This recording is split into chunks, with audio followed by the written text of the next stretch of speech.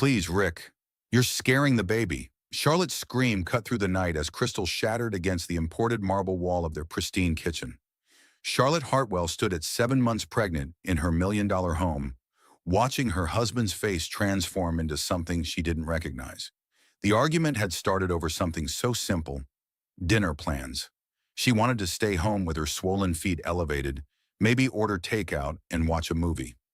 Rick insisted they attend the charity gala downtown, complete with networking and his carefully orchestrated public appearances. But this wasn't really about dinner. This was about control, and Rick's grip had been tightening around her neck like a noose for months now. "Don't be so dramatic, Charlotte," Rick snarled, using her full name like a weapon. He only called her Charlie when he wanted something. "You're carrying my air. Act like it matters."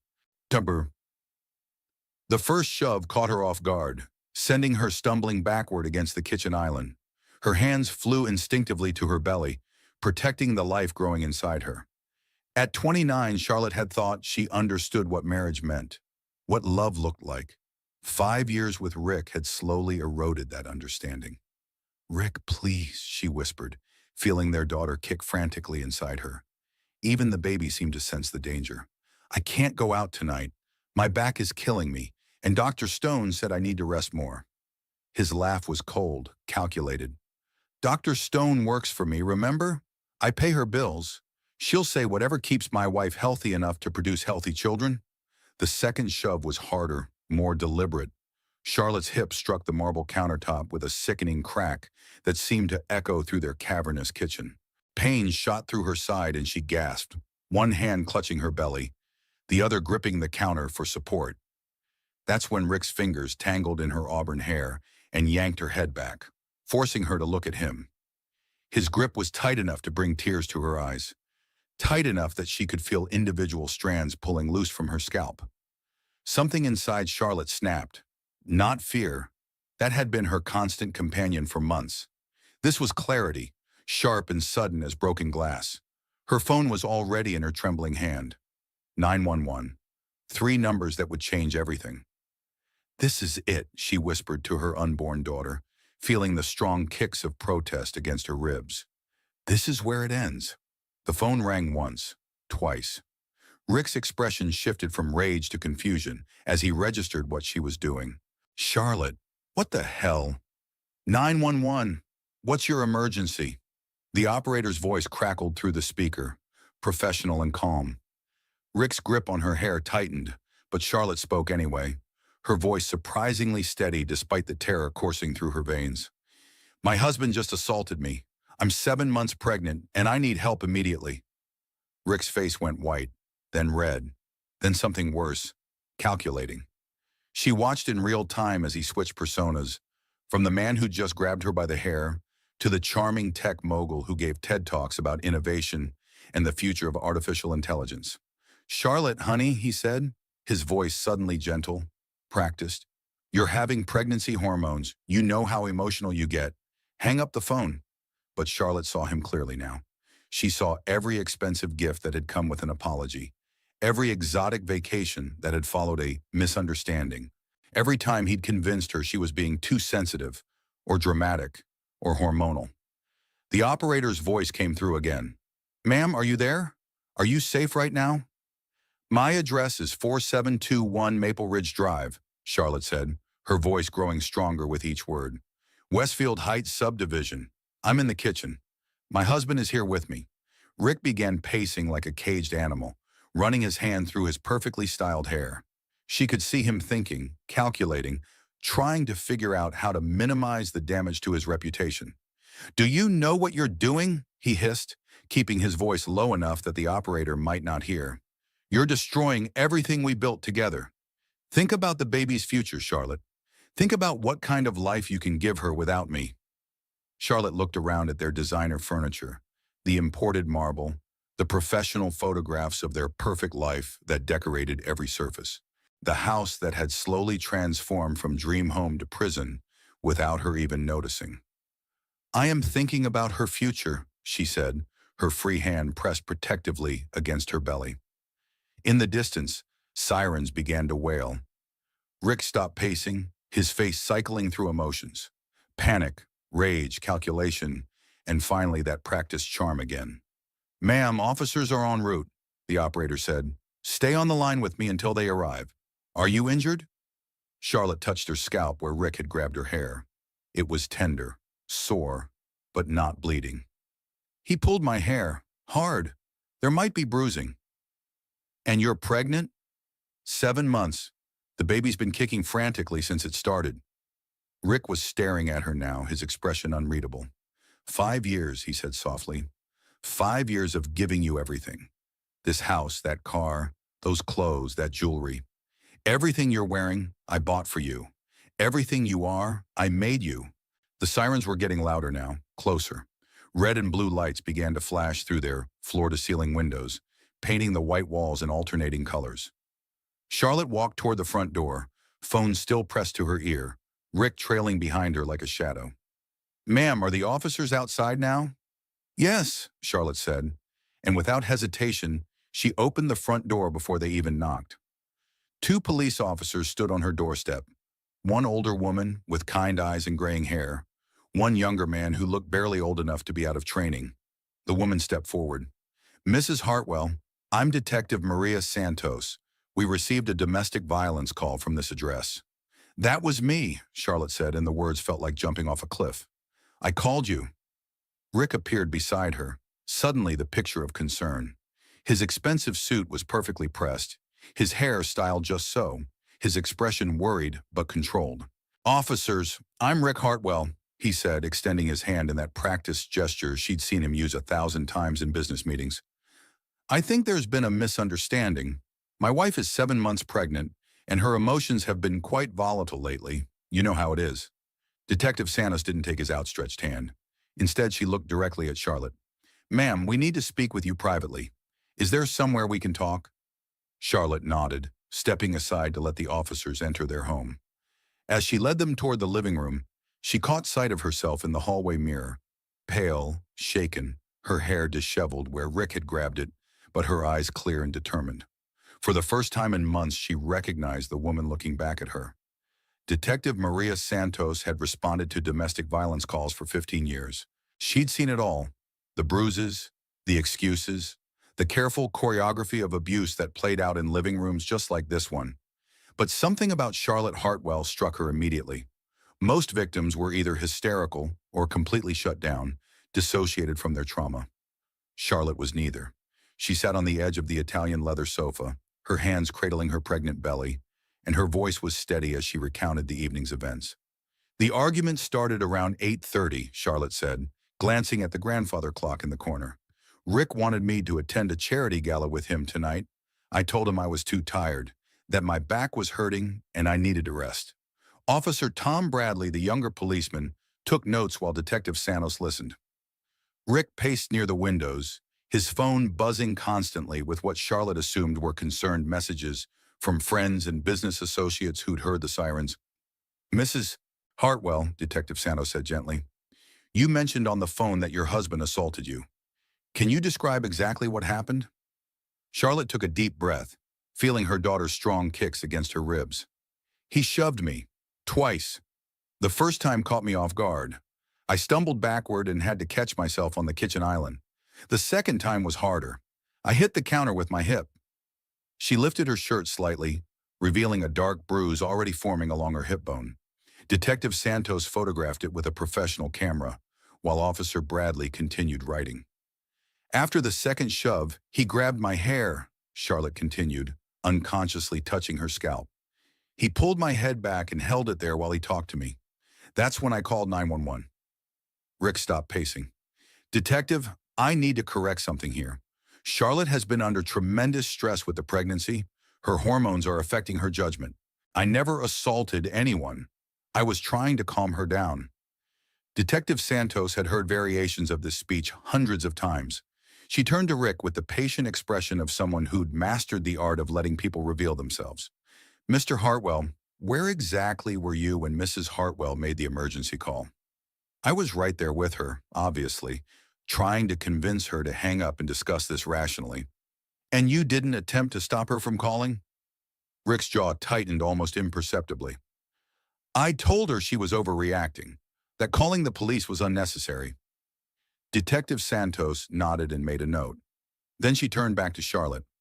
Mrs. Hartwell, has anything like this happened before? Charlotte hesitated. This was the moment she'd been dreading. Once she said the words out loud, there would be no taking them back, no pretending everything was fine. Not exactly like this, she said slowly, but Rick has ways of controlling situations. Controlling me. Such as? Charlotte looked at Rick, who was staring at her with an expression she couldn't read. He monitors my phone calls. He's installed tracking apps, so he always knows where I am. He controls all our finances. I don't have access to our bank accounts or credit cards without his approval. That's called being responsible with money, Rick interjected. Charlotte has never been good with financial planning. I handle our investments, our accounts, our financial future. When did this financial arrangement begin? Detective Santos asked. About 2 years ago, Charlotte admitted. Rick said it would be simpler if he managed everything. He said I could focus on other things. Like what? Charlotte realized she couldn't answer that question. What had she been focusing on for the past 2 years? Decorating their house according to Rick's specifications? Attending social events where she smiled and nodded while he networked? Trying to get pregnant because Rick wanted an heir? I used to work, she said suddenly. I was a marketing executive at Davidson Communications. I was good at my job. When did you stop working? 3 years ago. Rick said it would be better for our relationship if I didn't have the stress of a career. He said he made enough money for both of us. Detective Santos photographed the bruise on Charlotte's scalp where Rick had grabbed her hair, then examined the kitchen where the initial altercation had taken place. She noted the fresh dent in the marble wall where something had struck it, the scattered pieces of what looked like an expensive crystal glass. Mr. Hartwell, she said, returning to the living room, how do you explain the damage in the kitchen? Rick's composure slipped for just a moment. Charlotte threw a glass. She was hysterical. Actually, Charlotte said quietly, you threw it. At the wall behind me. Mrs. Hartwell, I need to ask you a difficult question, Detective Santos said, sitting down across from her. Do you feel safe staying in this house tonight? Charlotte looked around at their multi-million-dollar home, the designer furniture Rick had chosen, the art collection he'd curated, the life he'd built around them, both like an elaborate cage. She thought about sleeping in the same bed with a man who'd grabbed her hair and shoved her while she was carrying his child. No, she said simply. I don't. Rick's phone rang, and he glanced at it with obvious frustration. This is ridiculous. Officers, my wife is clearly having some kind of pregnancy-related emotional episode. She's been seeing a therapist for anxiety, Dr. Rebecca Martinez downtown. You can call her tomorrow and confirm that Charlotte has been struggling with irrational fears. I've been struggling with fears that are apparently rational, Charlotte said, her voice growing stronger. Fears that my husband might hurt me. Detective Santos stood up. Mr. Hartwell, based on Mrs. Hartwell's statement and the physical evidence we've observed, I'm placing you under arrest for domestic violence. The room went silent except for the grandfather clock ticking in the corner. Rick's face cycled through disbelief, rage, and finally, cold calculation. Detective, you're making a serious mistake, he said as Officer Bradley approached with handcuffs. I'm Rick Hartwell. I employ over 300 people in this city. I sit on the hospital board, the Arts Council, and the Mayor's Economic Development Committee. One phone call from my attorney will have you investigating parking violations by morning. The Detective Santos had heard this speech before too. Mr. Hartwell, you have the right to remain silent. As the Miranda rights were read, Charlotte watched her husband's carefully constructed facade finally crack completely. His charm evaporated, replaced by raw fury. You'll never survive without me, Charlotte, he snarled as the handcuffs clicked into place. You have nothing. You are nothing. You're a college dropout who couldn't even keep a job at a second-rate marketing firm. Without my money, without my connections, you're nobody. The words hit her like physical blows, designed with surgical precision to destroy what remained of her confidence. For a moment, Charlotte felt the familiar wave of self-doubt, the voice in her head that whispered, maybe he was right. Maybe she was making a terrible mistake. But then her daughter kicked hard against her ribs, as if reminding her why they were fighting this battle. Charlotte stood up from the sofa, all 5 feet and 6 inches of her, and looked directly into Rick's eyes. "Then I guess I'll find out who I really am," she said. The police station at midnight felt like another planet. Charlotte sat in an interview room that smelled of disinfectant and stale coffee, her hands wrapped around a foam cup of lukewarm tea that someone had brought her. Through the small window in the door, she could see officers moving back and forth in the hallway, their voices a low murmur of official business. Detective Santos returned with a thick folder of paperwork and settled across from her at the metal table. The fluorescent lights were harsh, unforgiving, but somehow Charlotte felt more clear-headed than she had in months. "Mrs. Hartwell, I need you to understand something," Detective Santos began. "I've been doing this job for 15 years. I've seen hundreds of domestic violence cases, and most women in your situation take weeks, sometimes months, to decide whether to press charges. You made the call while it was happening." Charlotte shifted in the uncomfortable chair, trying to find a position that didn't put pressure on her bruised hip. "I guess I finally stopped making excuses for him." "Tell me about that. The excuses." Charlotte closed her eyes, thinking back over the past few years. When had it started? When had Rick's concern become control, his protection become possession? "It was gradual," she said slowly. "At first I thought it was sweet that he wanted to know where I was all the time. He said he worried about me, that he loved me so much he couldn't stand the thought of anything happening to me." "When did that change?" "The tracking apps appeared on my phone about 18 months ago. Rick said it was for safety. What if I had a car accident and couldn't call for help? The apps would let him find me immediately." Detective Santos nodded, writing notes. "What about your job? You mentioned you used to work in marketing." "I was good at it," Charlotte said, and she could hear the surprise in her own voice. "I'd forgotten how good I was. I managed accounts worth millions of dollars. I supervised a team of 12 people. I won awards. What made you quit?" Charlotte touched her belly, feeling her daughter's restless movements. "Rick said the stress wasn't good for our relationship. He said I was always tired, always distracted by work problems. He said if I really loved him, I'd want to focus on building our life together." "And your friends? Your coworkers?" Charlotte's throat tightened. "They stopped calling after a while. Rick would always have something planned when they invited me out. Or he'd suggest we invite them over instead, and then monopolize the conversation talking about his business deals. Eventually, the invitations stopped coming." Detective Santos leaned forward. "Charlotte, that's called isolation. It's one of the classic patterns of abuse. The abuser gradually separates the victim from their support system." "But he never hit me before tonight," Charlotte protested. "He never even raised his voice, really. He just managed things. Managed me." Physical violence is usually the last escalation, not the first sign.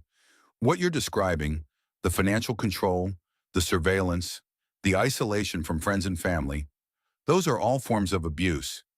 Charlotte stared at the foam cup in her hands. "My mother warned me 2 years ago at Christmas dinner. She pulled me aside and said Rick seemed too controlling, that she was worried about me. I was so angry with her. I told her she was jealous of our success, our happiness. And when was the last time you spoke to your mother?" "Christmas last year. Rick said her negativity was bad for the baby, that we needed to surround ourselves with positive energy during the pregnancy." Detective Santos handed Charlotte a tissue as tears began to slide down her cheeks. "I haven't talked to my own mother in 8 months, Charlotte whispered. "She's going to be a grandmother, and I haven't even sent her a picture from my ultrasounds." The door opened, and Officer Bradley stuck his head in. "Detective, Mrs. Hartwell's attorney is here." Charlotte looked up, confused. "My attorney? But I haven't called anyone." A moment later, a tall woman in her 50s entered the room, carrying a leather briefcase and wearing an expression of determined professionalism despite the late hour. "Mrs. Hartwell, I'm Sarah Chen, an attorney with Women's Legal Advocacy. Detective Santos called me. I represent victims of domestic violence pro bono." Charlotte shook her head. "I can't afford an attorney. Rick controls all our money." "That's exactly why I'm here," Sarah said, settling into a chair. "Charlotte, may I call you Charlotte? You don't need Rick's money to get legal representation. There are resources available to help women in your situation." Detective Santos slid a stack of papers across the table. "Charlotte, these are the forms to file a protective order against Rick. It will legally require him to stay away from you and have no contact with you while the case is pending. Charlotte stared at the papers as if they were written in a foreign language. What does that mean exactly? It means he can't come to wherever you're staying, Sarah explained. He can't call you, text you, email you, or contact you through third parties. He can't come to your workplace or anywhere else you regularly go. But I don't have a workplace. I don't have anywhere to go. Sarah opened her briefcase and pulled out a card. There's a women's shelter downtown that has a special program for pregnant women. Clean, safe, and completely confidential. Rick would have no way of finding you there. The thought of a women's shelter filled Charlotte with a mixture of relief and terror. Relief that such a place existed. Terror that she actually needed it. Detective Santos, she said slowly, what happens to Rick now? He's been booked on domestic violence charges. He'll see a judge in the morning for arraignment. If he posts bail, he'll be released with conditions, most likely including a no-contact order with you. Charlotte's hands trembled as she signed the protective order paperwork. Each signature felt like she was erasing the life she thought she'd known, the future she'd imagined. Mrs. Hartwell, Detective Santos said gently, I need to ask you something, and I want you to think carefully before you answer. Is there any possibility that Rick has been violent with other women in the past? Charlotte froze, her pen hovering over the signature line. I don't know. Why do you ask? Men like Rick don't usually start with grabbing someone by the hair. There's usually a progression, a history, sometimes in previous relationships. Charlotte thought about Rick's ex-girlfriend, Monica, whom she'd met briefly at a company party years ago. Monica had seemed nervous around Rick, almost afraid. At the time, Charlotte had assumed it was just awkwardness from seeing an ex-boyfriend with his new girlfriend. There was a woman named Monica Stevens, she said slowly. They dated for about 2 years before he met me. When I met her, she seemed scared of him, maybe, but I thought it was just weird to see your ex with someone new. Detective Santos and Sarah exchanged a look. Charlotte, Sarah said, would you be willing to help us try to contact Monica? If Rick has a pattern of abuse, it could significantly strengthen your case. Charlotte nodded, then stopped. But what if she doesn't want to get involved? What if she's moved on and doesn't want to revisit that part of her life? That's her choice to make, Detective Santos said. But she might be grateful that someone is finally holding Rick accountable. As Charlotte finished signing the paperwork, her phone buzzed with a text message. Then another, all from numbers she didn't recognize. Friends and business associates of Rick's, Sarah said, glancing at the messages. This is also typical. The abuser's social circle will often pressure the victim to drop charges, to work things out, to think about his reputation and career. Charlotte read one of the messages. Charlotte, this is David Morrison from the Country Club. I hope you'll reconsider this rash decision. Rick is a pillar of our community. Surely whatever happened can be worked out privately. Another. Charlie, it's Susan from Rick's office. Everyone here is shocked by tonight's news. Rick speaks so lovingly about you and the baby. Are you sure you understood his intentions correctly? Charlotte powered off her phone and looked at Detective Santos. How do I make this stop? You don't respond to any of them. You don't defend yourself or explain your decision. Sarah will handle any communication that needs to happen. Sarah stood up and handed Charlotte a business card. Charlotte, I need you to understand something. This is going to be difficult.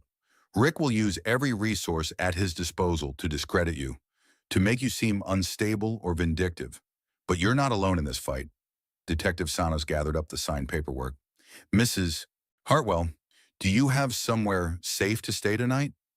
Charlotte looked around the sterile interview room, then down at her 7 months pregnant belly. 24 hours ago, she'd been in her designer kitchen, arguing about dinner plans. Now she was homeless, essentially penniless, and completely dependent on the kindness of strangers. The women's shelter, she said quietly. I can drive you there, Detective Santos offered. It's a good place, Charlotte. You and your baby will be safe there. As they gathered their things to leave, Charlotte caught sight of herself in the reflective surface of the interview room window. Her hair was still mussed from where Rick had grabbed it. Her expensive clothes looked rumpled and out of place, but her eyes were clear.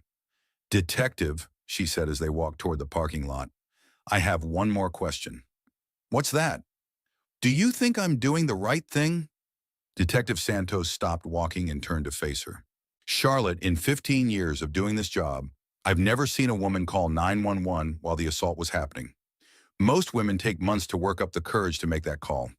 You protected yourself and your baby in the moment when it mattered most. I think you're the strongest woman I've met all year. As they drove through the empty streets toward the women's shelter, Charlotte realized that for the first time in months, she wasn't afraid of what tomorrow might bring. She was terrified, yes, but not afraid. There was a difference, and that difference felt like freedom. The women's shelter looked like an ordinary apartment complex from the outside. Beige brick, small balconies, a playground visible in the courtyard. Charlotte had driven past similar buildings hundreds of times without ever imagining she might need their services. Inside, the common room was painted in soft colors and furnished with comfortable couches that had clearly been chosen for durability rather than style. A few women sat watching late-night television, their children sleeping on blankets nearby.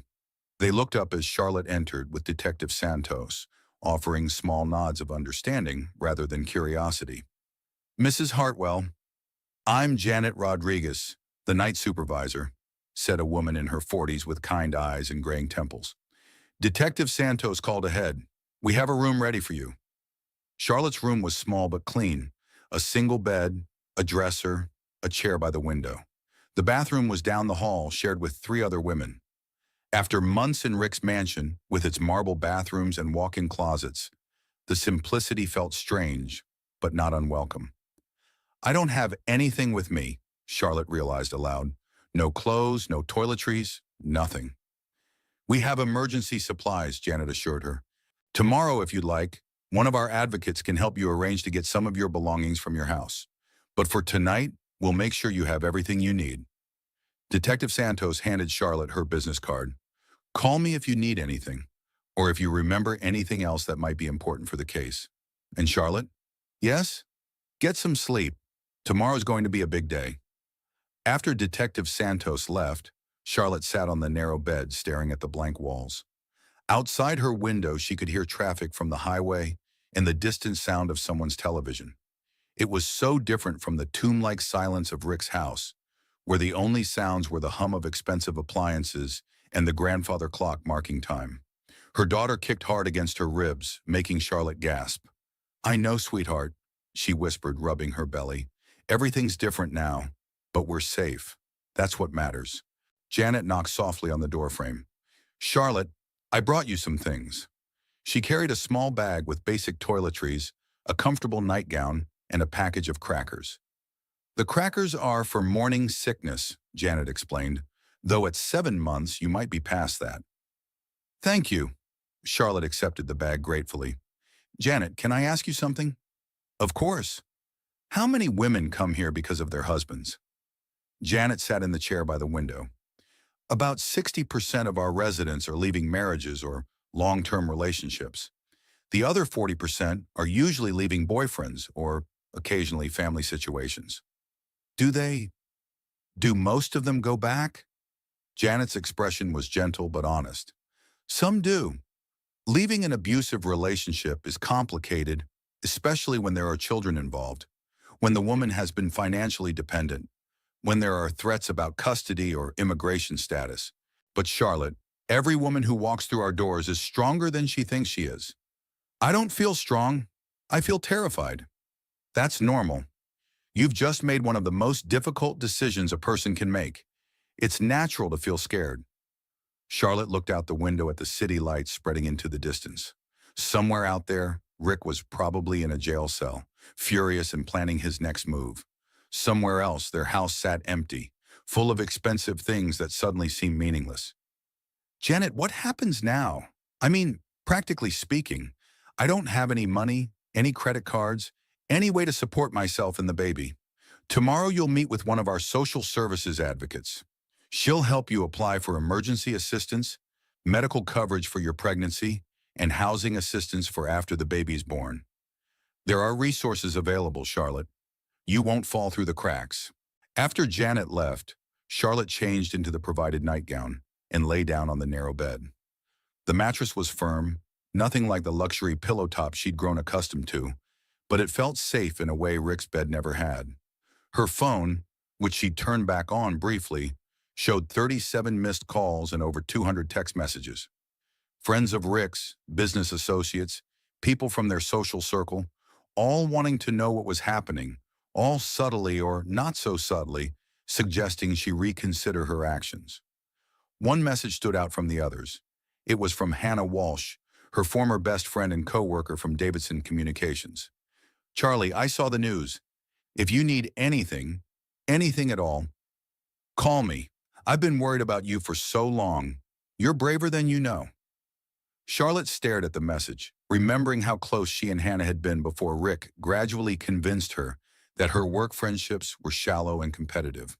Hannah had tried to maintain contact, but Charlotte had slowly let the friendship fade, believing Rick's subtle suggestions that Hannah was jealous of their happiness. Another message caught her attention, this one from a number she didn't recognize. "Mrs. Hartwell, this is Dr. Rebecca Stone's office. We saw the police report mentioned you're pregnant. If you need medical care or have any concerns about your pregnancy after tonight's incident, please call us immediately, day or night." Charlotte realized she hadn't even thought about how the stress and trauma might affect the baby. She pressed her hands against her belly, feeling for movement. Her daughter obliged with a strong kick that was somehow reassuring. The door opened quietly, and a young woman about Charlotte's age peered in. "I'm sorry to bother you," the woman whispered. "I'm Maria. I'm in the room next door. I heard you come in tonight and wanted to check if you needed anything." "I'm okay, thank you. I'm Charlotte." Maria stepped into the room. She was petite with dark hair and intelligent eyes that held a wariness Charlotte recognized. "First night?" Charlotte nodded. "It's the hardest night," Maria said. "After that, it gets easier. Not easy, but easier." "How long have you been here?" 3 weeks. I left my boyfriend after he broke my wrist. He said it was an accident, that he was just trying to grab my arm to stop me from leaving during an argument." Maria held up her hand, which was still in a light cast. "I'm sorry." "Don't be sorry. Be proud. You made the call while it was happening. That takes incredible courage." Charlotte hadn't thought of it as courage. It had felt like desperation, like the instinctive reaction of a mother protecting her child. "Maria, can I ask you something? Do you ever wonder if you made the right choice?" Maria sat on the edge of the bed. "Every day. But then I remember that the last thing he said to me before I left was that next time, he'd make sure I couldn't call for help. The violence doesn't get better, Charlotte. It only gets worse." They talked for another hour, sharing stories and fears, and hopes for the future. Maria was a teacher who'd been on administrative leave since the incident, but she'd been promised her job back when she was ready to return. She had family in California who were helping with legal fees. "The advocates here are amazing," Maria said as she prepared to return to her room. "They helped me understand that what happened wasn't my fault and that I deserve better. They'll help you too." After Maria left, Charlotte lay in the darkness, listening to the unfamiliar sounds of the shelter settling around her. Women's voices murmuring in other rooms, children coughing, the elevator dinging as the night supervisor made her rounds. She thought about Rick, probably lying awake in his jail cell, plotting his legal strategy. She thought about their house, empty and cold, all those expensive things waiting in the darkness. She thought about the life they'd planned together. The baby showers that wouldn't happen now, the nursery they decorated in soft yellows and greens, the future that had seemed so certain just 24 hours ago. But more than anything, she thought about the moment she dialed 911, the moment she'd chosen her daughter's safety over everything else. That moment had changed everything, had revealed a strength she didn't know she possessed. Her phone buzzed with one final message of the night. This one was from her mother. "Charlotte, I don't know what's happening, but whatever it is, I love you and I'm here if you need me. Call me when you're ready. Mom." Charlotte closed her eyes and felt tears sliding down her cheeks. Not tears of sadness or fear, but tears of relief. For the first time in years, she wasn't alone. Charlotte woke to sunlight streaming through unfamiliar windows and the sound of children playing in the courtyard below. For a moment, she forgot where she was, expecting to see Rick's modern bedroom with its wall of windows overlooking their perfectly manicured lawn. Instead, she saw beige walls and a small dresser, and reality came flooding back. Her first thought was of the baby. She placed her hands on her belly and waited, holding her breath until she felt the familiar flutter of movement that meant her daughter was okay. A soft knock on the door interrupted her morning assessment. "Charlotte, it's Janet. Are you awake? Come in." Janet entered with a cup of tea and a concerned expression. "How did you sleep?" "Better than I expected," Charlotte admitted, accepting the tea gratefully. "What time is it?"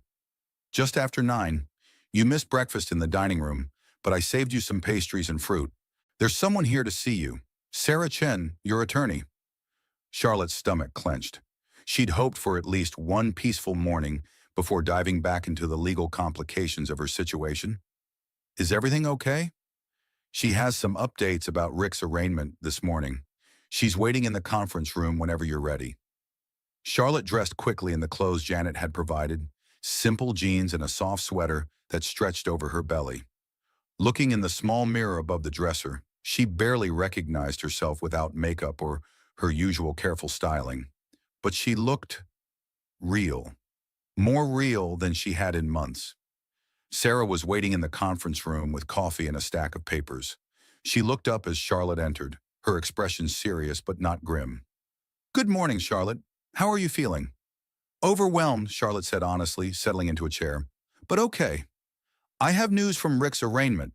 He's been released on bail with a no-contact order that mirrors your protective order. He's legally required to stay at least 500 feet away from you at all times." Charlotte felt a chill despite the warm tea. "So he's free?" "For now." His attorney immediately started making noise about your mental state, about pregnancy hormones affecting your judgment, standard defense tactics in domestic violence cases. "What kind of noise?" Sarah consulted her notes. "They're claiming you've been receiving psychiatric treatment for anxiety and depression, that you have a history of irrational behavior, that Rick was simply trying to calm you down when you became hysterical." Charlotte's face burned. She had been seeing Dr. Martinez for anxiety, but only because Rick had convinced her that her growing unease in their marriage was a personal failing she needed to fix. "Charlotte, I need to ask you about Dr. Martinez. What kind of treatment have you been receiving?" "Talk therapy, mostly. Rick suggested I see her about 6 months ago. He said I seemed anxious all the time, that it wasn't healthy for the baby."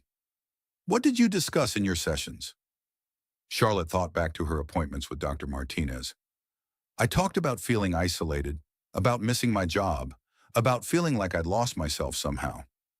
Dr. Martinez kept asking about my support system, about my relationship with Rick."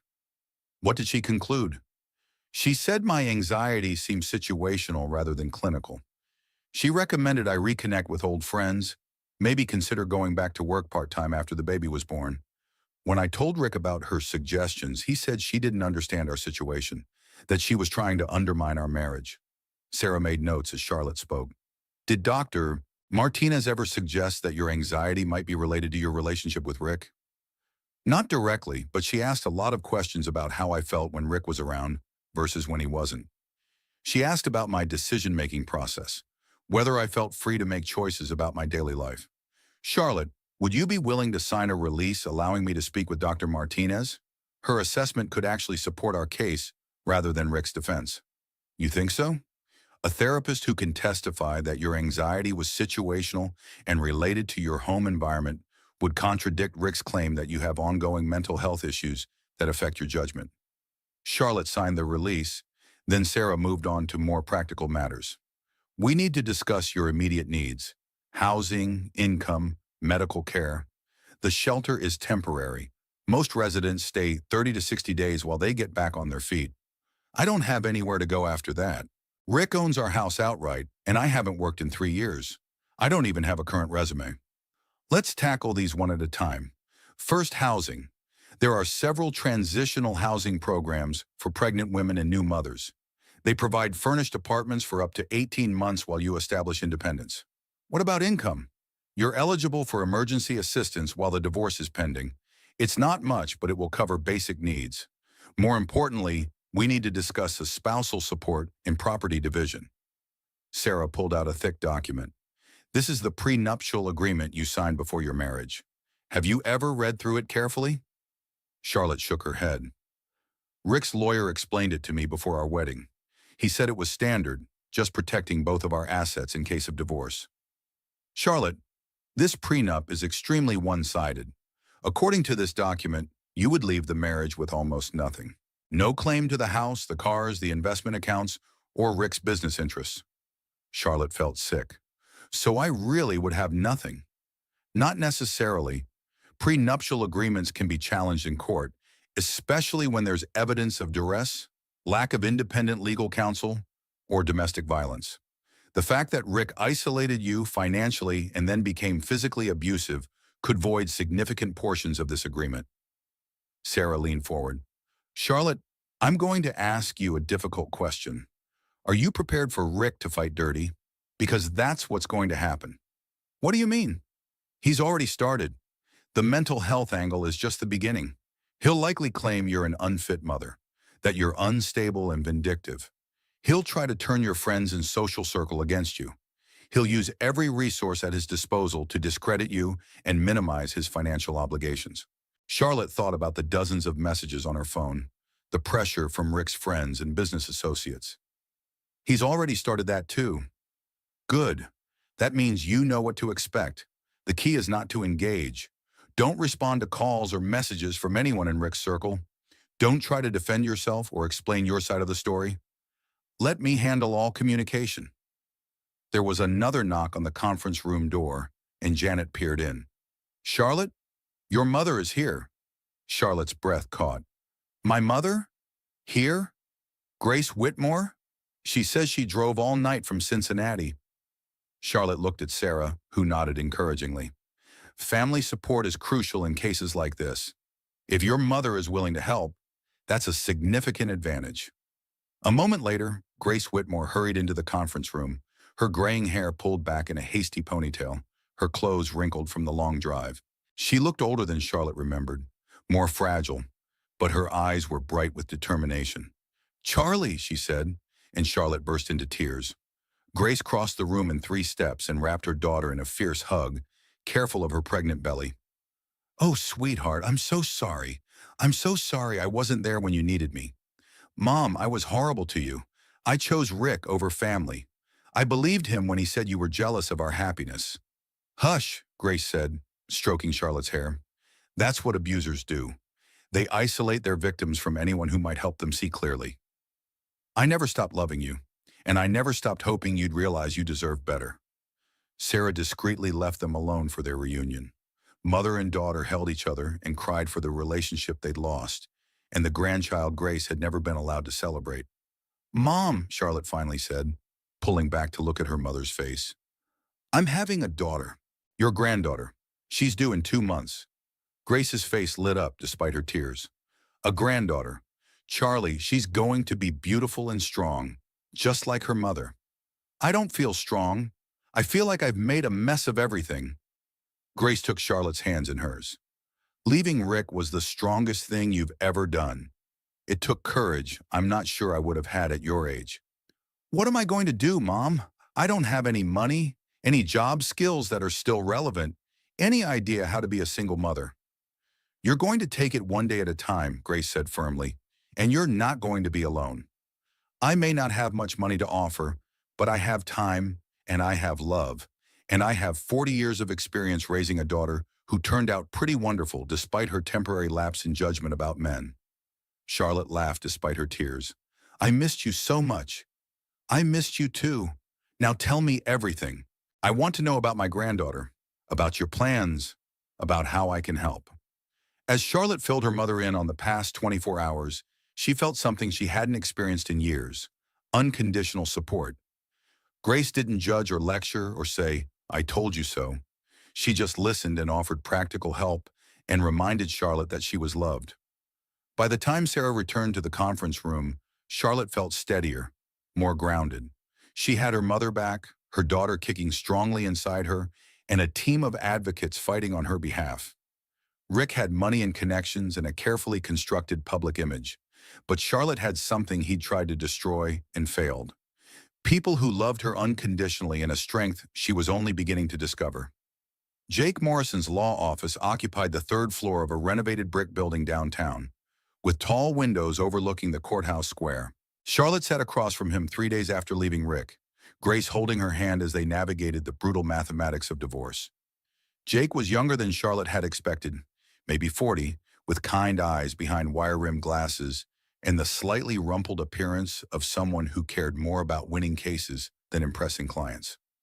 Sarah Chen had recommended him as one of the best family law attorneys in the state, especially for high-asset divorces involving domestic violence. Mrs. Hartwell, Jake began, spreading documents across his mahogany desk. I've reviewed your case file and the prenuptial agreement. I'm going to be direct with you. Rick is going to fight dirty. Charlotte had heard this warning from everyone now, but it still made her stomach clench. What exactly does that mean? It means he'll use every resource at his disposal to paint you as an unstable, vindictive woman who's trying to destroy a successful man's life and reputation. He'll claim you're having a mental breakdown, that you're an unfit mother, that you're motivated by greed rather than safety concerns. Jake pulled out a thick manila folder. He's already started. His legal team filed motions yesterday requesting psychological evaluations for both you and the baby after she's born. They're also requesting a restraining order preventing you from speaking to the media about your relationship. Can they do that? They can file whatever they want. Whether a judge will grant it is another matter entirely. But Charlotte, you need to understand, Rick has significantly more resources than we do. His legal team probably costs more per month than most people make in a year. Grace squeezed Charlotte's hand. Are you saying we can't win? Jake's expression grew determined. I'm saying we need to be strategic. Fortunately, Rick's arrest and the physical evidence work strongly in our favor. And Charlotte, the prenuptial agreement might not be as ironclad as Rick thinks. He opened the prenup to a page marked with sticky notes. This agreement was negotiated by Rick's attorney with no independent legal counsel for Charlotte. She signed it 2 weeks before their wedding, under circumstances that could be considered duress. I remember feeling like I had no choice, Charlotte said. Rick's lawyer presented it as standard protection for both of us. But when I asked questions, he kept saying we needed to finalize everything quickly for the wedding timeline. Jake made notes. More importantly, prenuptial agreements can be voided when there's evidence of domestic violence. If we can establish a pattern of abuse, financial, emotional, and physical, we can argue that the entire agreement was signed under coercion. Charlotte felt a flicker of hope. What would that mean? It would mean you'd be entitled to equitable distribution of marital assets. Rick's net worth is approximately $12 million. Half of that would provide significant security for you and your daughter. The number made Charlotte dizzy. She'd lived with Rick's wealth for years, but had never really understood its scope. $6 million? Potentially. But Charlotte, fighting for that level of assets means a prolonged court battle. Rick will make it as ugly in public as possible. Are you prepared for that? Charlotte looked at her mother, then down at her belly where her daughter was currently practicing what felt like karate moves against her ribs. What's the alternative? Rick's current settlement offer. Jake slid another document across the desk. He's willing to provide $50,000 in cash, continuation of your health insurance through the birth, and a monthly payment of $2,000 in child support. $2,000 a month from a millionaire? Grace asked incredulously. It's actually below the state guidelines for child support based on his income, Jake confirmed. He's banking on Charlotte being too scared or too financially desperate to fight for more. Charlotte studied the settlement offer, thinking about the tracker apps on her phone, the canceled credit cards, the gradual isolation from everyone who cared about her. Rick was still trying to control her, even from a distance. What about custody? She asked. Jake's expression grew serious. That's where it gets complicated. Rick is requesting 50-50 custody once the baby is born. His lawyers are arguing that despite the domestic violence incident, he poses no threat to the child. But he grabbed me while I was pregnant. That was threatening the baby too. We'll make that argument. But Charlotte, family courts generally favor both parents having access to their children unless there's direct evidence of abuse toward the child specifically. The thought of handing her newborn daughter over to Rick for half of every week made Charlotte feel physically ill. There has to be another way. Jake leaned forward. There might be. If we can establish a pattern of abuse, not just the single incident that led to his arrest, we can argue for supervised visitation only. But that requires evidence. What kind of evidence? Other victims who are willing to testify. documentation of controlling behavior, medical records showing the impact of stress on your pregnancy, witnesses to his behavior patterns. Charlotte thought about Rick's ex-girlfriend Monica, about Dr. Martinez's notes about her situational anxiety, about Hannah and her other former friends who'd witnessed Rick's gradual takeover of her life. Detective Santos mentioned trying to contact Rick's ex-girlfriend Monica. Do you think she'd be willing to testify? If we can find her, and if she's willing to revisit what might be a traumatic period of her life, that's a lot of ifs. Grace spoke up. What about Charlotte's former co-workers? Surely they noticed changes in her behavior after she married Rick. Jake nodded. That's actually a good angle. We can subpoena employment records, performance reviews, testimony from supervisors and colleagues about Charlotte's competence and stability before Rick's control escalated. Charlotte felt overwhelmed by the complexity of building a legal case around the gradual erosion of her autonomy. Jake, how long will all this take? If we settle quickly, we could have everything finalized before the baby's born.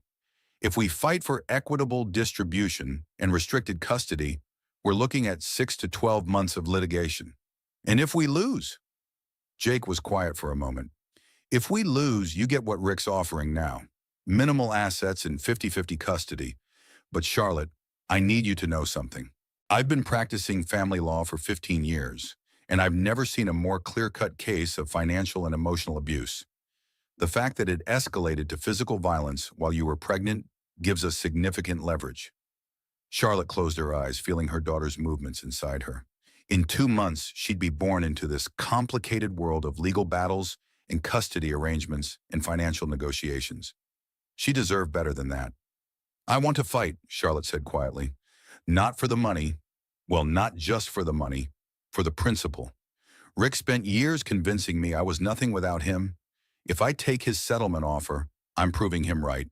Grace smiled. That's my daughter talking. Jake gathered the documents. All right then, we fight. But Charlotte, I need you to prepare yourself for what's coming.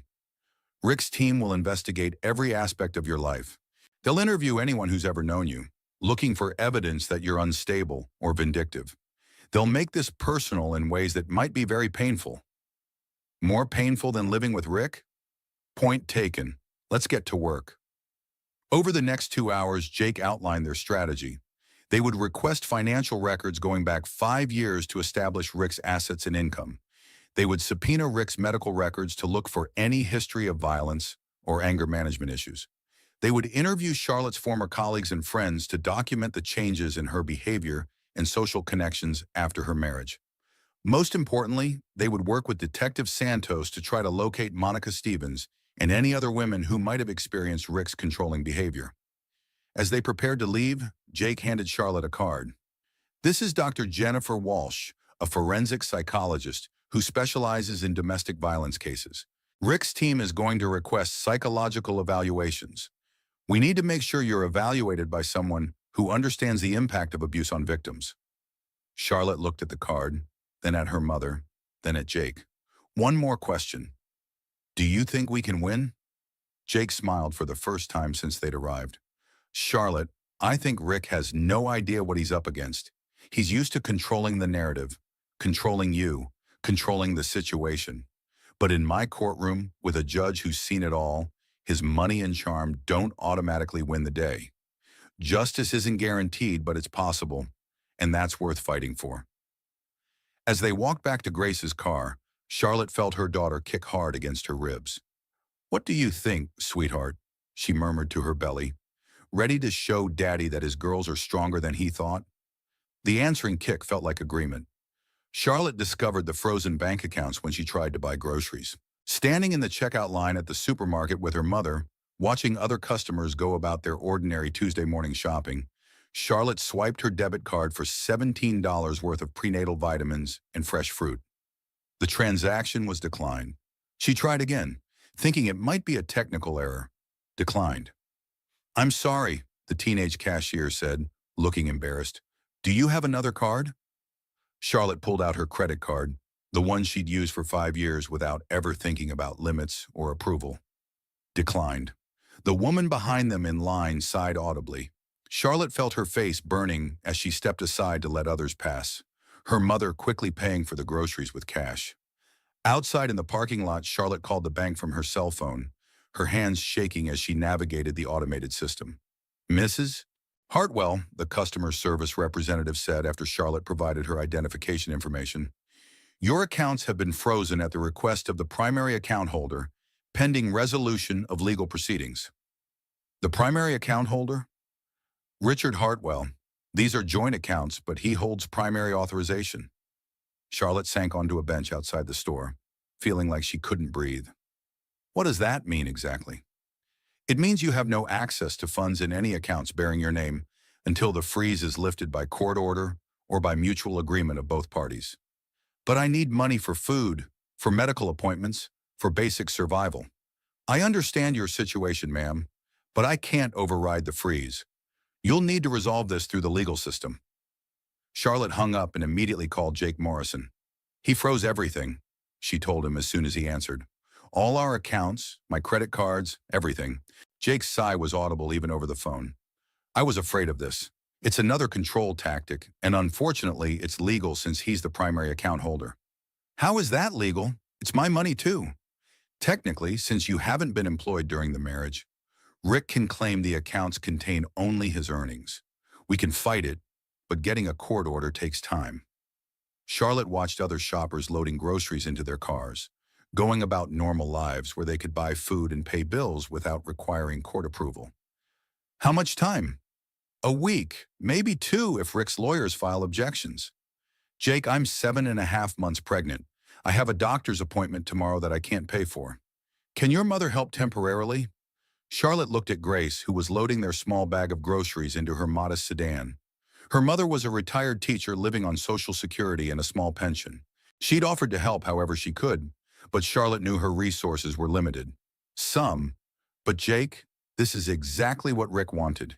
He's making me desperate, making me dependent on charity from family and strangers. Charlotte, are you still at the shelter? Yes, but only for another week. After that, I need to find somewhere else to go. Come to my office this afternoon. We're going to file an emergency motion for temporary spousal support and access to marital funds. This kind of financial abuse is exactly what family courts are designed to prevent.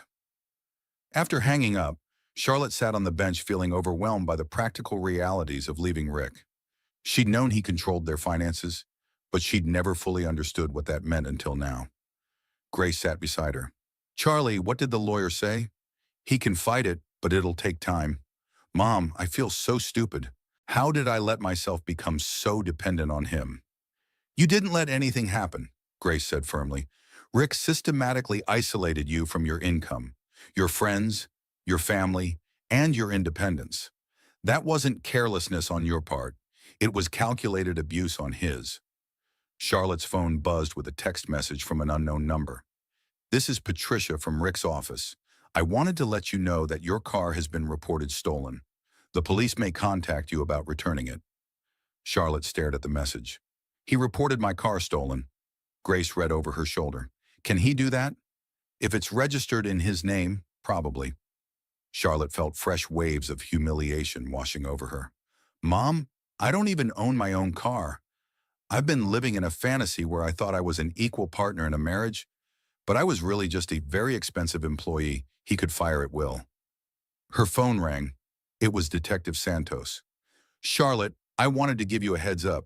We've been contacted by Rick's attorney claiming you violated the protective order by taking property that doesn't belong to you.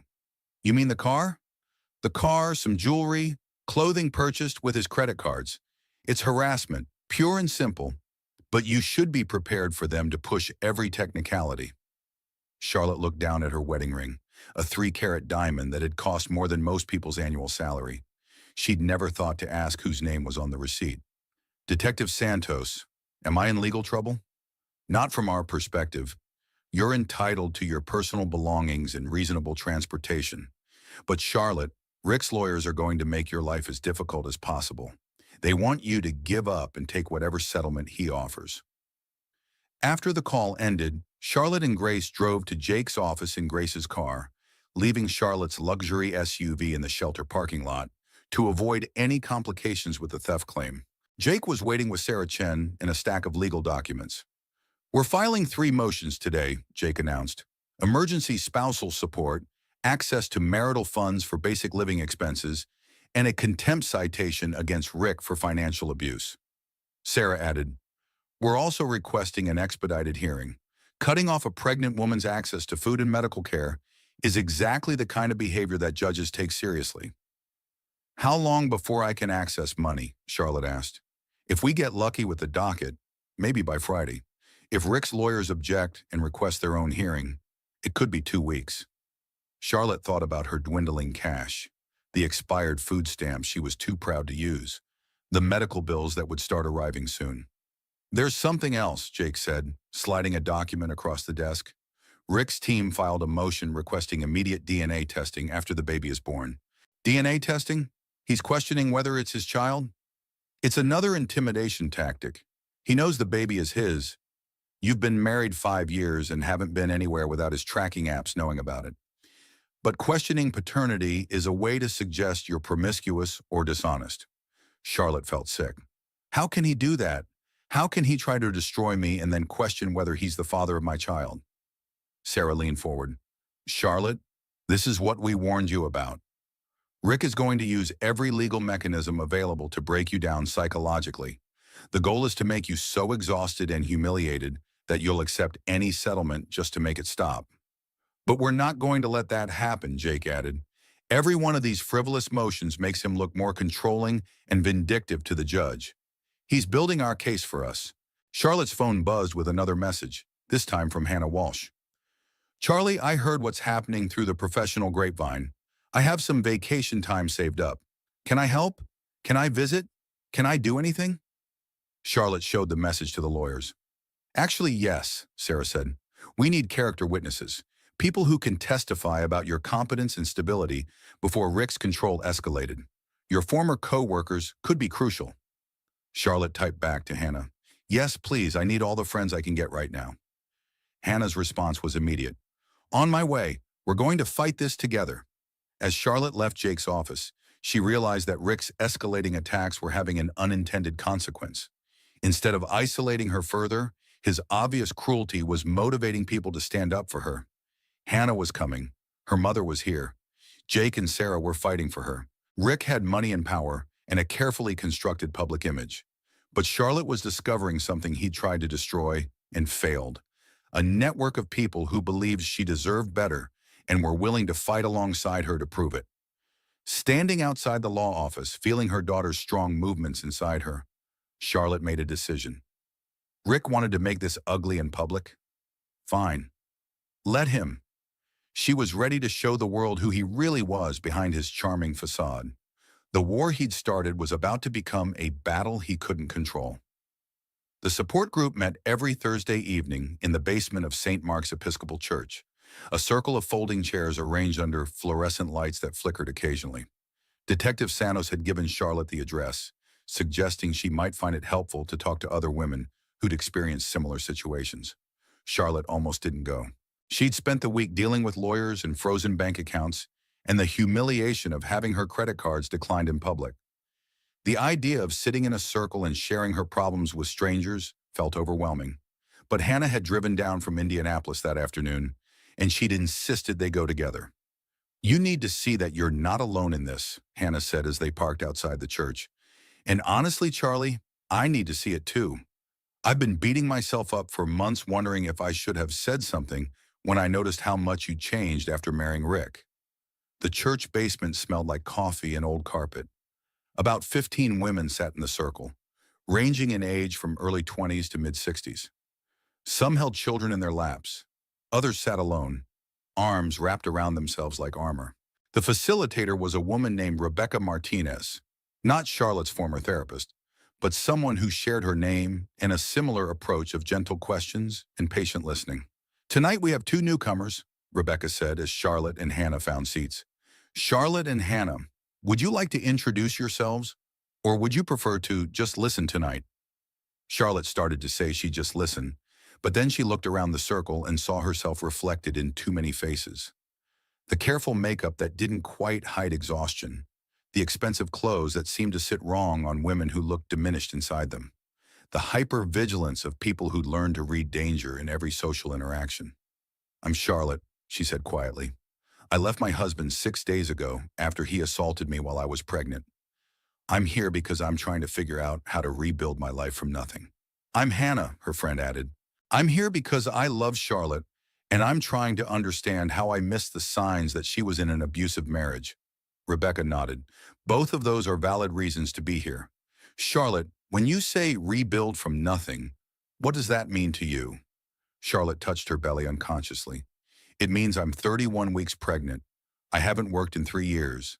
I have no access to money, no car, nowhere to live after next week, and no idea how to be a single mother. My husband controlled everything. Our finances, my daily schedule, my social connections, even my medical care. I'm starting over completely." A woman across the circle named Janet raised her hand. "How long were you married?" 5 years, but the control started slowly. Looking back, I can see it was happening from the beginning, but it was so gradual I didn't notice until I was completely isolated." "That's how it works," said another woman, Linda, who looked to be in her 50s. "My ex-husband spent 20 years convincing me I was incompetent. I believed I couldn't balance a checkbook, couldn't make decisions, couldn't survive without him. Turns out I'm actually pretty good at all those things." "How long have you been out?" Charlotte asked. 2 years. Best 2 years of my life, even though the first 6 months were terrifying." Rebecca guided the conversation as women shared their stories. Charlotte heard variations of her own experience: the gradual erosion of independence, the financial control, the isolation from friends and family, the way abuse escalated so slowly that victims blamed themselves for not recognizing it sooner. "I keep thinking I should have known," Charlotte said during her turn to share. "I'm an intelligent woman. I had a successful career. How did I let myself become so dependent on someone who was systematically destroying me?" "Because that was his full-time job," said Maria, a woman about Charlotte's age holding a sleeping toddler. "My therapist told me something that changed everything. She said, 'You were trying to be a good wife while he was trying to be a good abuser. You both succeeded. It's not your fault that you trusted someone you loved.'" After the official meeting ended, several women approached Charlotte privately. "I testified in Linda's divorce case," said Janet, "and she testified in mine. When abusers have similar patterns of behavior, our testimonies support each other." "Would you be willing to testify about Rick if we needed you?" Hannah asked. "If it would help, yes. But more than that, we have resources." Linda's ex-husband was also a wealthy businessman who tried to destroy her financially during their divorce. She learned a lot about protecting yourself legally. Linda joined their conversation. "Charlotte, has your lawyer filed for discovery on Rick's assets?" "I think so. There's so much legal terminology, I'm not always sure what's happening." "Make sure they look for hidden accounts, offshore investments, assets transferred to family members. Men like our exes don't keep all their money where lawyers can easily find it. They also don't usually limit their controlling behavior to just one relationship," added another woman, Patricia. "Have you tried to contact any of his ex-girlfriends?" Charlotte nodded. "My lawyer's trying to find Monica Stevens, the woman he dated before me, but we don't know if she'll be willing to talk." Patricia smiled grimly. "She'll talk. Trust me, she's been waiting years for someone to ask the right questions." As the group dispersed, Rebecca approached Charlotte with a business card. "This is Dr. Jennifer Walsh, the forensic psychologist your lawyer probably mentioned. She also runs a workshop for women going through high-conflict divorces. It's designed to help you understand the legal process and protect yourself emotionally during litigation." Charlotte took the card gratefully. "Is it expensive?" "It's free for domestic violence survivors, funded by grants and donations from women who've been where you are." Driving home in Hannah's car, Charlotte felt something she hadn't experienced in months: hope. Not naive optimism, but realistic hope based on seeing other women who'd survived similar situations. "Hannah, can I ask you something?" "Anything." "When did you first realize something was wrong with my marriage?" Hannah was quiet for several minutes. "Remember the Christmas party at Davidson 3 years ago? You and Rick came together, but every time someone tried to talk to you, Rick would interrupt or steer the conversation back to his business deals." Charlotte remembered that party. She'd been excited to see her former colleagues. But Rick had monopolized every conversation, talking about artificial intelligence and startup funding, while Charlotte stood beside him like an accessory. I thought he was just nervous about meeting my work friends. Maybe at first, but then I watched him guide you away from conversations, physically positioning himself between you and other people. When Sarah from accounting asked if you missed working, Rick answered for you. He said you were much happier focusing on your marriage and preparing for the family you'd start soon. Charlotte felt a chill. I remember being embarrassed by that. We weren't even trying to get pregnant yet. That's when I knew something was seriously wrong. But Charlie, I didn't know how to bring it up without seeming like I was attacking your husband. I was afraid you'd choose him over our friendship. I probably would have, back then. The important thing is that you're choosing differently now. And you're not alone. I'm going to stay in town until after the baby's born. I've already talked to my boss about remote work. Charlotte felt tears burning her eyes. Hannah, you can't put your life on hold for me. I'm not putting my life on hold. I'm prioritizing what matters. You're my oldest friend, and you're about to become a single mother while fighting a legal battle against a man with unlimited resources. I'm exactly where I'm supposed to be. That night at the shelter, Charlotte lay in her narrow bed thinking about the women in the support group. Linda, who'd survived 20 years of psychological abuse and now ran her own bookkeeping business. Janet, who'd left with 3 children and no money and was now studying to become a paralegal. Maria, who'd finished her nursing degree while raising her daughter alone. They'd all rebuilt their lives from nothing. They'd all discovered strength they didn't know they possessed. They'd all chosen freedom over security, truth over comfort. Her daughter kicked hard against her ribs as if responding to Charlotte's thoughts. You're going to be born into a complicated situation, sweetheart, Charlotte whispered to her belly. But you're also going to be born to a mother who finally knows her own worth. That's worth fighting for. Her phone buzzed with a text from an unknown number. Charlotte, this is Monica Stevens. Detective Santos contacted me about Rick. I've been waiting for this call for 6 years. Can we talk? Charlotte sat up in bed, her heart racing. Monica, Rick's ex-girlfriend, the missing piece of their case against him. She typed back immediately. Yes, thank you for being brave enough to reach out. The response came quickly. You're the brave one. Rick destroyed my life for 2 years, but I was too ashamed to report it. What you did, calling 911 while it was happening, that took incredible courage. Charlotte stared at the message, realizing that her split-second decision to dial for help hadn't just saved herself and her daughter. It might finally give other women the justice they'd been denied. Rick's war against her was about to become something he hadn't anticipated. A reckoning with his past that would reveal patterns he'd spent years hiding. The deposition room felt like a battlefield. Rick sat across from Charlotte at a polished conference table, flanked by 3 lawyers whose combined hourly rates exceeded most people's annual salaries. He wore his most expensive suit, his hair perfectly styled, his expression calibrated to project injured innocence and controlled concern. Charlotte barely recognized him. This wasn't the man who'd grabbed her by the hair in their kitchen 2 months ago. This was the public Rick, the tech mogul who gave keynote speeches about innovation and the future of artificial intelligence. The charm was dialed up to maximum wattage, designed to make her look unstable by comparison. But Charlotte had something Rick didn't expect: documentation. Over the past 6 weeks, with Grace's help, she'd reconstructed the timeline of her isolation.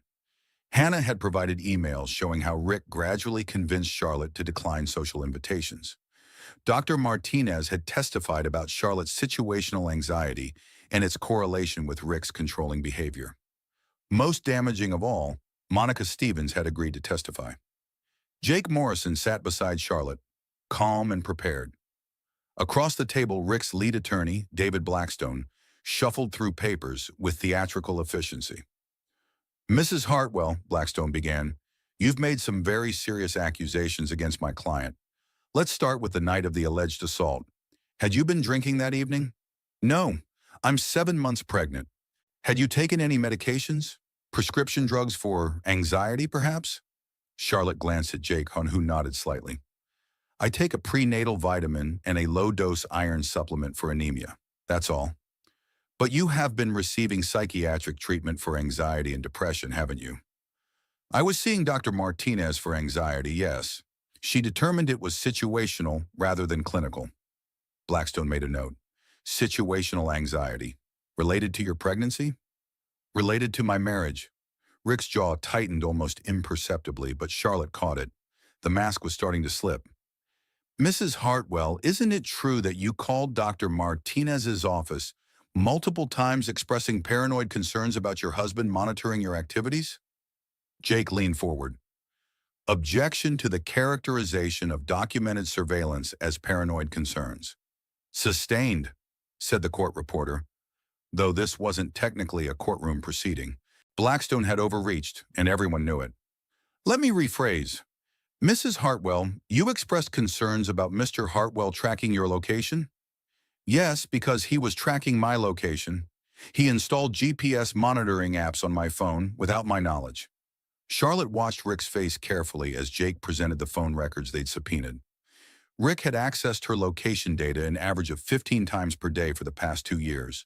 The parking lot of her obstetrician's office, the grocery store, the library where she'd started volunteering before Rick convinced her it was too stressful. Mr. Hartwell, Jake said, addressing Rick directly, can you explain why you felt it necessary to check your wife's location 15 times per day? Rick's charm faltered for just a moment. Charlotte has always been somewhat scattered. I worried about her safety, especially during the pregnancy. Were you concerned she might be lying to you about where she was going? Of course not. It was purely about safety. Jake slid another document across the table. These are phone records showing text message frequency between you and Mrs. Hartwell. On average, you sent her 23 text messages per day, demanding to know her activities, who she was with, when she'd be home. Does that seem like normal spousal concern to you? Blackstone objected, but the damage was visible on Rick's face. He was losing control of the narrative. Mrs. Hartwell, Blackstone continued, let's discuss your employment history.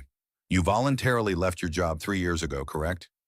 I left because Rick convinced me it would be better for our marriage. No one forced you to quit? Charlotte thought carefully about how to answer. Rick made it clear that my continued employment was incompatible with his vision of our relationship. He said a wife's primary responsibility was supporting her husband's career. And he supported you financially throughout your marriage. He controlled me financially. I had no access to bank accounts, credit cards, or investment information. I received an allowance for household expenses. An allowance of how much? Charlotte felt her face burn. $300 per month. The number hung in the air like an accusation. Rick, worth $12 million, had given his wife the equivalent of minimum wage for groceries and personal expenses. Did you consider this arrangement unfair? Blackstone asked. I considered it demeaning, but Rick said it was temporary until we had children and I could focus on being a mother. And now you're pregnant. Wasn't this the life you planned together? Charlotte placed her hands on her belly, feeling her daughter's strong kicks. I planned to raise children in a loving home, not a house where I was afraid of my husband's anger. Mrs. Hartwell, on the night in question, you claim my client grabbed you by the hair. Can you describe the force used? Charlotte touched her scalp unconsciously. Hard enough to pull hair loose from my scalp, hard enough to bring tears to my eyes. But no permanent injury occurred. The bruising lasted 2 weeks. And this single incident led you to call police and file for divorce? Charlotte looked directly at Rick as she answered. This single incident of physical violence followed years of emotional and financial abuse. I called police because I was afraid for my baby's safety. Rick's control finally cracked. That's ridiculous, he snapped. I would never hurt my child, Jake pounced. But you would hurt your child's mother while she was carrying your child? I didn't hurt anyone. Charlotte was hysterical, and I was trying to calm her down. By grabbing her hair?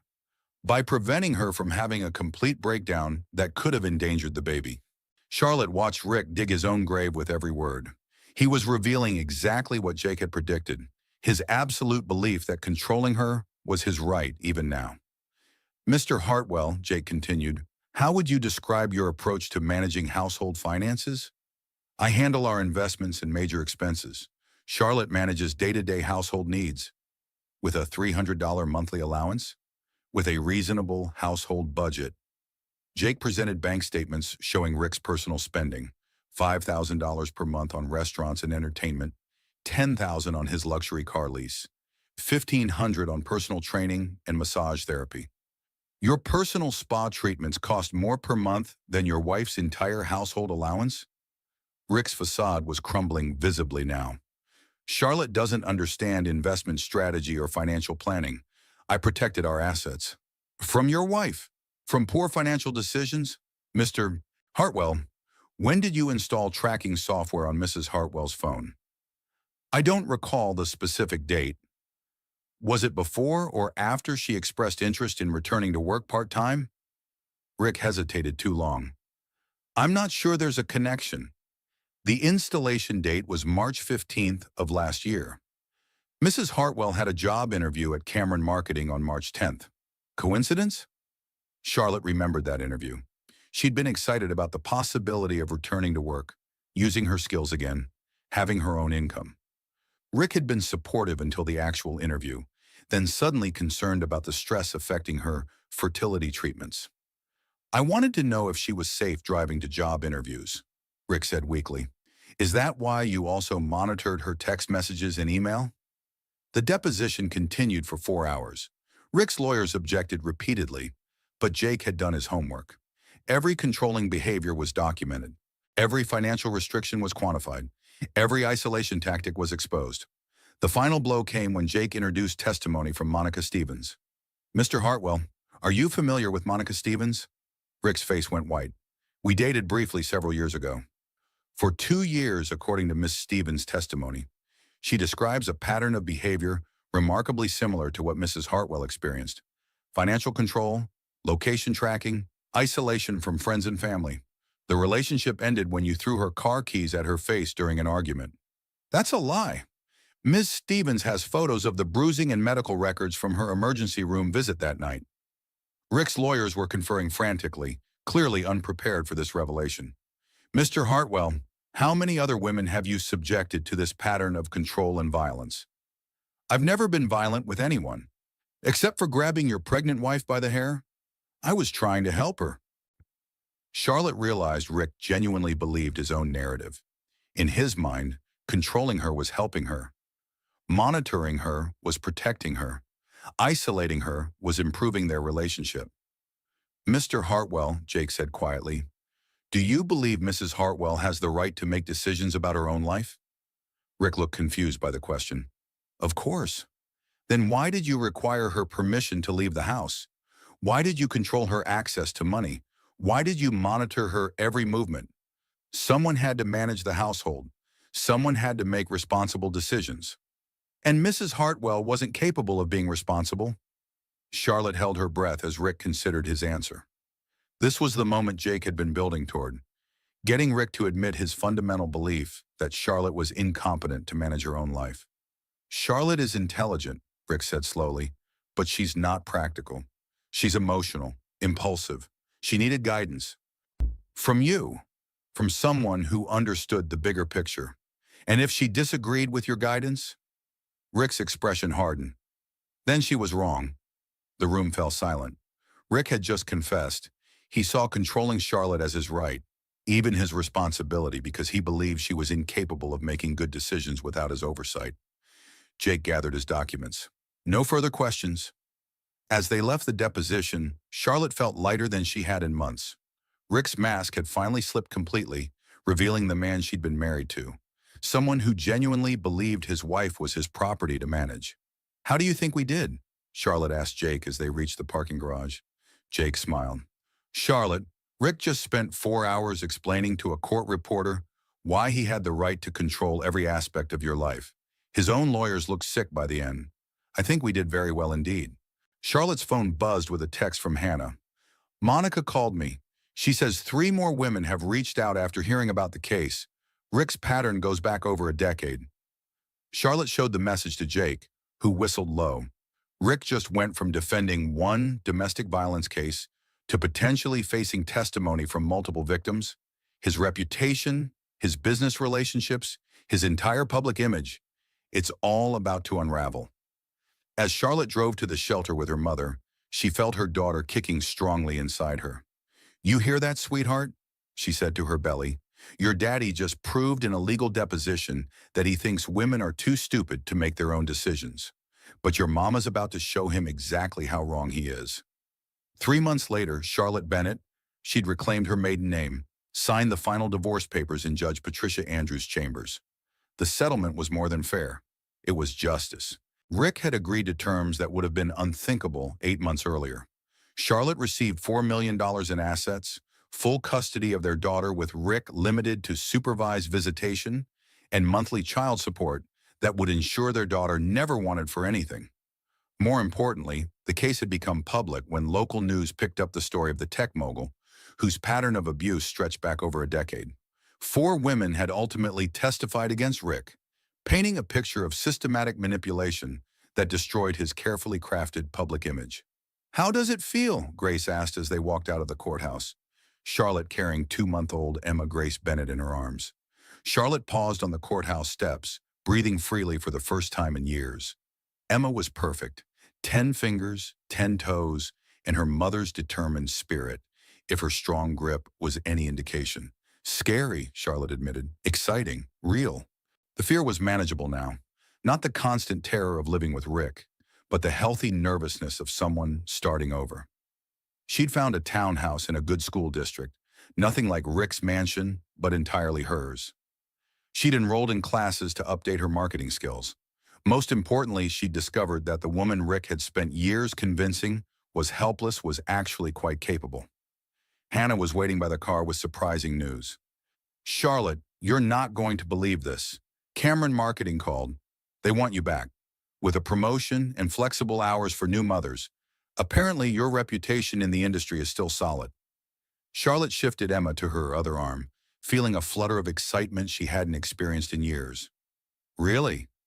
They said they'd been hoping you'd return to work someday. When they heard about the divorce, they reached out to Hannah to see if you might be interested in freelance consulting while Emma's little. Charlotte looked down at her daughter, who was regarding the world with serious dark eyes that looked remarkably like her mother's. What do you think, sweetheart? Ready to have a working mom? Emma's response was to grab Charlotte's finger with surprising strength and refuse to let go. The apartment Charlotte had chosen was small compared to Rick's mansion, but every corner belonged to her. As she painted Emma's nursery in soft yellows and greens, colors she'd chosen herself, without consulting anyone, she thought about the woman who'd made that 911 call 9 months ago. She'd been terrified that night, afraid of Rick's anger and uncertain about the future. But she'd also been brave in a way she was only beginning to understand. She'd chosen her daughter's safety over her own security, truth over comfort, freedom over the familiar prison of Rick's control. The nursery was nearly finished when her phone buzzed with a text from an unknown number. Mrs. Bennett, my name is Sarah Martinez. I saw your story in the news. My husband has been isolating me from my family and controlling our finances for 3 years. I'm pregnant and scared to leave, but seeing your courage has given me hope. Can you help me find resources?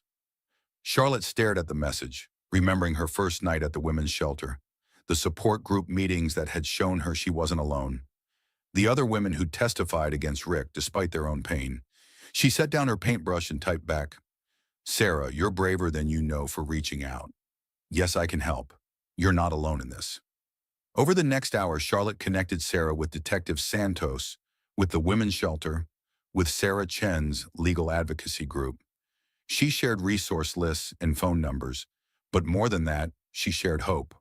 The hardest part is making the decision to leave, Charlotte told her over the phone as Emma slept peacefully in her crib.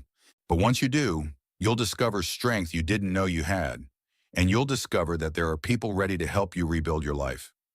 After the call ended, Charlotte walked to Emma's crib and looked down at her sleeping daughter. Emma had been born into a world without Rick's control, without the constant tension that had filled their house. She would grow up watching her mother make decisions, manage finances, pursue goals, and build relationships based on mutual respect rather than fear. You know what, baby girl? Charlotte whispered. I think we're going to be just fine. Emma stirred slightly, as if responding to her mother's voice, then settled back into peaceful sleep. Charlotte's phone buzzed with another message, this one from Monica Stevens. Charlotte, I started a support group for Rick's other victims. We meet monthly, and we're working with domestic violence organizations to help other women recognize the warning signs. Would you be interested in joining us? Charlotte smiled, remembering the support group meetings that had helped her understand she wasn't alone. The circle was expanding, women helping women, survivors becoming advocates. She typed back, "Yes, count me in." As Charlotte finished painting the nursery, she realized that Rick's attempt to destroy her had actually revealed something he'd spent years trying to hide: her own strength. He'd isolated her from friends, and she'd rebuilt those relationships stronger than before. He'd cut off her access to money, and she'd discovered her own earning potential. He tried to convince her she was nothing without him, and she'd proven that she was everything she needed to be. The townhouse was quiet except for the soft sounds of Emma sleeping and the distant hum of traffic. It was peaceful in a way Rick's mansion had never been, filled with love rather than fear. Charlotte's phone rang one final time. It was Jake Morrison with news about Rick's business. Three of his major investors pulled out after the trial, Jake reported. His company stock has dropped 60%, and there are rumors of a federal investigation into his business practices. Apparently, the pattern of control extended beyond his personal relationships. Charlotte felt a mixture of sadness and satisfaction. She'd never wanted to destroy Rick's life, but she'd needed to protect her own. Sometimes those two things were inseparable. "Jake, do you think he'll ever understand what he did wrong?" Jake was quiet for a moment. "I think Rick genuinely believes he was helping you, protecting you, managing your life for your own good. Men like him rarely develop the self-awareness to recognize their behavior as abusive." What about supervised visitation with Emma? The court-appointed supervisor says Rick spends most visits talking about his business deals and legal troubles rather than interacting with Emma. She's too young to understand now, but eventually she'll recognize the difference between someone who loves her and someone who sees her as a possession. After hanging up, Charlotte checked on Emma one more time, then settled into the rocking chair she'd bought with her own money, earned from her own work, chosen according to her own preferences. She pulled out her laptop and began working on a presentation for Cameron Marketing. Ideas for a campaign targeting professional women returning to work after having children. It felt good to use her brain again, to solve problems and create strategies, and remember how competent she was at things Rick had convinced her she couldn't handle. As she worked, Charlotte thought about all the women who'd reached out since her story became public. Women in marriages like hers, women afraid to leave, women just beginning to recognize that their partner's love looked suspiciously like control. She was no longer just Charlotte Bennett, single mother rebuilding her life. She was Charlotte Bennett, survivor and advocate, living proof that it was possible to escape even the most carefully constructed prison. Her daughter kicked in her sleep, making small sounds of contentment that filled Charlotte's heart. Emma would grow up knowing that her mother had chosen courage over comfort, truth over security, freedom over fear. That was the best inheritance Charlotte could give her, the knowledge that women were strong enough to save themselves and generous enough to help save each other. Outside, the sun was setting over their small city, painting the sky in shades of pink and gold. Charlotte closed her laptop, picked up her sleeping daughter, and stood by the window watching the world wake up to tomorrow. "Ready for whatever comes next, sweetheart?" she whispered to Emma. The baby stirred and opened her eyes, looking directly at her mother with an expression that seemed to say, "With you, I'm ready for anything." Charlotte smiled, kissing Emma's forehead gently. They'd built something beautiful from the ashes of Rick's control, a life based on love rather than fear, choices rather than commands, hope rather than despair. It was exactly the beginning they both deserved. Epilogue. 1 year later, Charlotte stood at the podium of the annual conference for domestic violence advocates, looking out at an audience of social workers, attorneys, law enforcement officers, and survivors. Emma sat quietly in her stroller nearby, now a toddler with Charlotte's determined expression and an independent spirit that made her mother proud. "When I called 911 that night," Charlotte began, "I thought I was just protecting my unborn daughter from one moment of violence.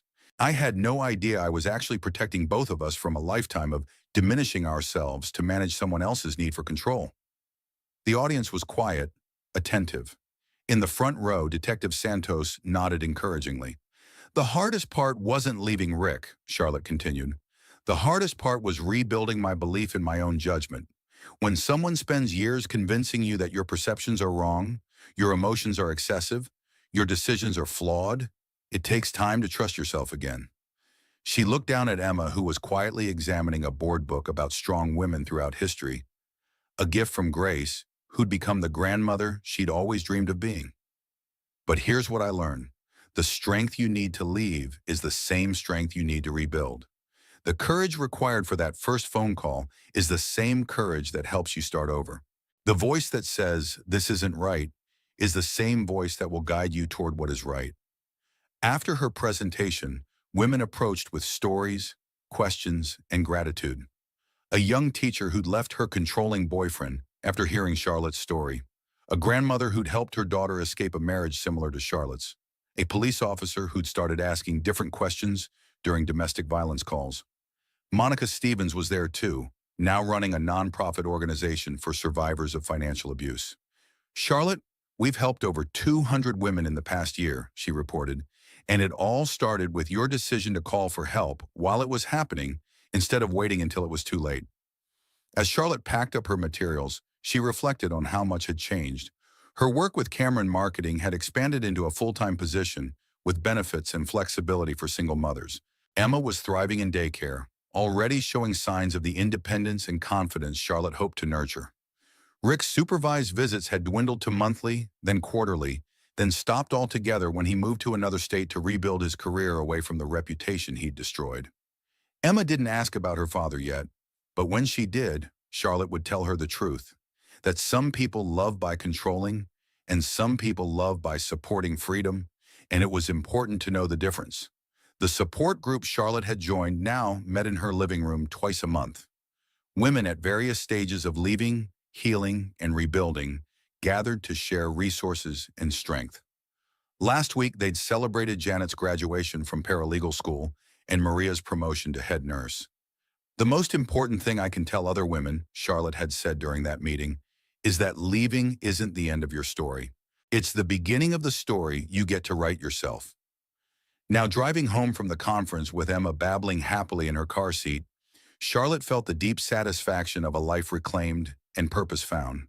Her phone showed several missed calls from women who'd heard her speak and wanted help finding resources in their own communities. She'd call them back after Emma's bedtime, offering hope and practical guidance and the reminder that they were stronger than they knew.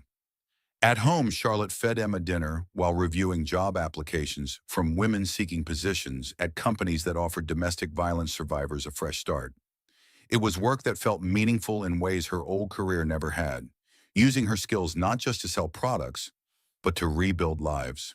As she tucked Emma into her crib that night, Charlotte thought about all the women who were sitting in the situations like hers had been. Isolated, controlled, afraid to leave because they couldn't imagine surviving on their own. "Sweet dreams, baby girl," she whispered to Emma. "Tomorrow we're going to keep showing the world that women can save themselves and each other." Emma reached up and grabbed Charlotte's finger with that familiar strength, holding on tight as she drifted off to sleep. Charlotte smiled, remembering the night she'd first felt that grip, in the hospital delivery room, when Emma had arrived healthy and strong, despite everything they'd been through together. Even as a newborn, Emma had seemed to understand that they were a team, that they would face whatever came next together. Now, watching her daughter sleep peacefully in the home they'd built together, Charlotte knew that Rick's attempt to break her had actually revealed her unbreakable core. He tried to convince her she was nothing, and instead she discovered she was everything she needed to be. Outside their townhouse, the city settled into evening quiet. Other single mothers were tucking their children into bed. Other survivors were making plans for better tomorrows. Other women were finding the courage to make difficult phone calls and hard choices and life-changing decisions.